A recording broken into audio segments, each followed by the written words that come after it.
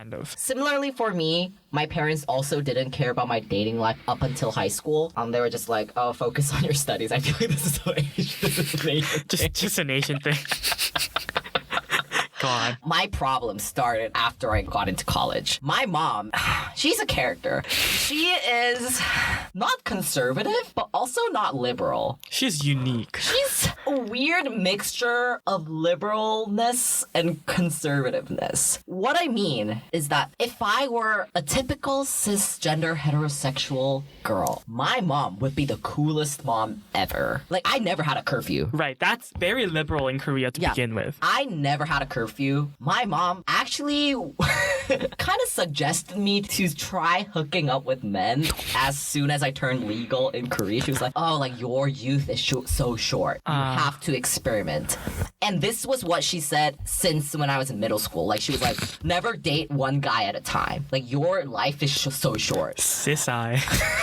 And back then I was like, this is pretty weird because, like, I'm pretty sure if someone hears you saying this, you would be labeled trash. And my mom would be like, no, this is not trash. This is just being efficient. Queen. Efficient queen. Yeah, so I never had a curfew. She would pick me up when I go out to nightclubs at like 5 a.m. She would encourage me to go clubbing. So, like, a straight girl's dream, no? Mm-hmm. But she is pretty ignorant on queer issues. Like, she was not happy when I came out as trans. Not at all.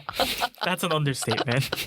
Also, she was pretty controlling about my looks, about how feminine or how masculine I presented in society. So when I cut my hair short, like, she didn't talk to me for a week, like, over a haircut. Damn. Oh, so I trailed off. But, so my mom was very invested in my dating life, or the beginning of my dating life as I went to college. Because to her, she wanted to live vicariously through me and start to live her 20s. Shit. That's red flag, red flag.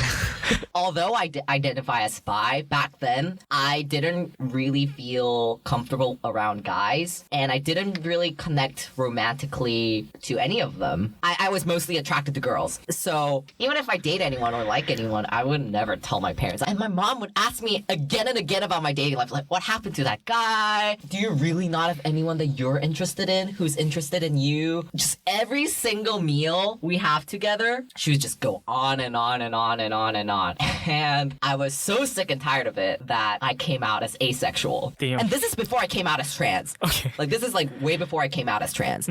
I was so tired of it. I was like, Mom, I'm asexual. I am not attracted to anyone. I don't want to be with anyone. So could you please stop asking me about my dating life? So as I told you, my mom, being ignorant on these issues, she was like, there's no such thing as asexuality. Shut the fuck up. That's what she said. Oof.